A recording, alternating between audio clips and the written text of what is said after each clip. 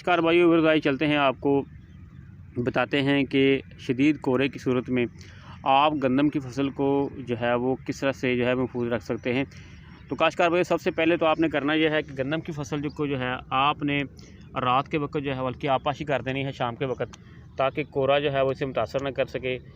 तो एक बात होगी। दूसरा आपने करना यह है कि 2 किलो जो है वो यूरिया लेकर आपने 100 लीटर पानी के अंदर जो है वो डाल के आपने जो गंदम की फसल है उसे स्प्रे कर देनी है।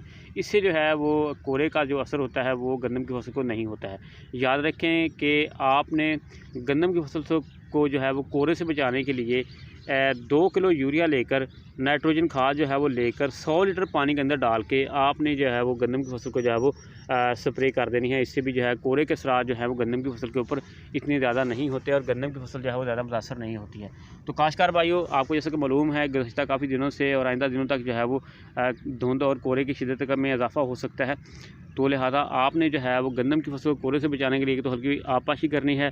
दीगर मामलात में आपने ये करना यह है कि किसी किस्म की कोई जो है वो जड़ी बूटी स्प्रे नहीं करनी, वो आपने धुंध की शिद्दत और औस को देखकर आपने स्प्रे करनी है। लेकिन फौरी तौर पर आपने गंदम की जो फसल है उससे जड़ी बूटी स्प्रे नहीं करनी है, ताकि फसल जो है वो स्ट्रेस में ना चले और फसल जो है वो पीली ना हो जाए।